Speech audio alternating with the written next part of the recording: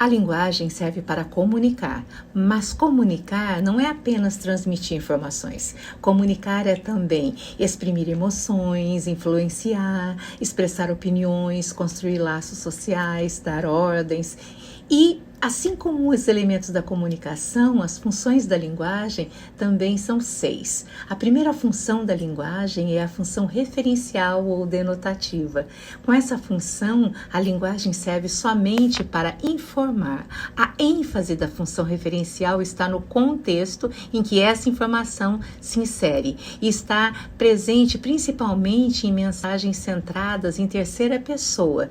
Ele, elas, normalmente informa um acontecimento, passada de forma objetiva e rápida, sem a opinião do emissor. As palavras são usadas no seu sentido denotativo, ou seja, no sentido literal, como estão no dicionário.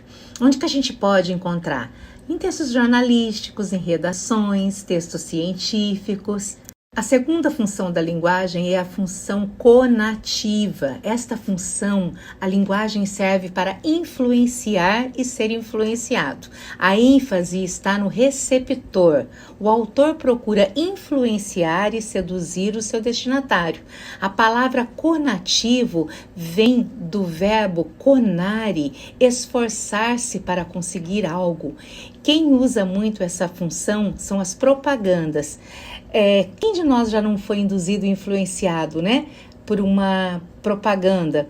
São várias as propagandas que se usa, né, essa forma de linguagem para poder convencer alguém a ter um comportamento que se quer, de uma linguagem informal. Então, usa, por exemplo, a Caixa Econômica. Vem para a Caixa você também, né? Isso faz com que as pessoas sejam, de alguma forma, ela faz um convite bastante informal, então usa, por exemplo, a forma vem na segunda pessoa do imperativo no lugar de venha, que é a terceira pessoa da norma culta, para o uso de você. A Caixa usa essa estratégia para poder se aproximar do receptor, do seu público, e é assim que ela consegue o seu objetivo, que é aumentar o seu número de correntista. Dessa forma, para poder fazer essa função conativa, usa a função imperativa e os vocativos, tu ou você ou vocês. A terceira função da linguagem é a função emotiva. Como o próprio nome já diz, a função emotiva serve para expressar a subjetividade do emissor. A ênfase ao construir a mensagem está no emissor, naquele que emite a mensagem. Diferente da função referencial ou denotativa, a função emotiva, o autor revela-se na mensagem, ele externa seus sentimentos, suas opiniões.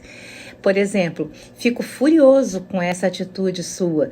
Na frase, quem fala está expondo sua indignação por determinada ação. Adjetivos, interjeições, o uso do pronome eu são marcas da função emotiva. A gente encontra a função emotiva em relatos sociais, blogs, diários. A quarta função é a função fática. Ela serve para testar o canal de comunicação e manter os laços sociais. A ênfase está no canal. A um professor perguntar, tá tudo certo? Está testando o canal de comunicação, ou seja, verificando se a pessoa que está ouvindo está compreendendo a mensagem. Expressões como entende, não é mesmo, tudo certo, geralmente são usadas para testar se a comunicação não foi interrompida. Também são conhecidos como ruídos de comunicação, que prendem, né, a comunicação. Ela serve também para manter os laços sociais. Quando a gente encontra alguém, a gente fala, tudo bem? Na verdade, a gente não quer saber como a pessoa está, mas a gente quer criar um laço, né? É apenas para estabelecer um vínculo social com a pessoa. A quinta função é a função metalinguística. Nesta função, a linguagem serve para falar dela própria. A ênfase está no código. Quando nós falamos, a palavra X é um substantivo, é errado a gente dizer a gente vimos. Nesse caso, a gente está usando a linguagem para falar dela própria. E esta é a função metalinguística, quando nós usamos a linguagem para falar dela. Outros exemplos é quando um filme conta a história de outro filme e quando uma pintura, por exemplo, fala de outra pintura. A sexta função da linguagem é a função poética. Nesta função, a linguagem serve como fonte de prazer. A ênfase está na mensagem.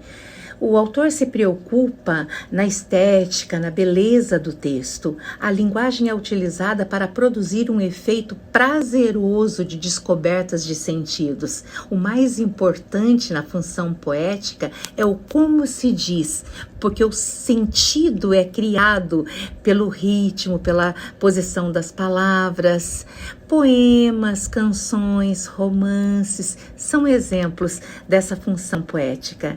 É importante a gente lembrar que várias funções da linguagem aparecem em determinados textos, sem que haja uma função. Ao criar uma imagem na função poética e sonoridade e formas, vai ser predominante a função poética.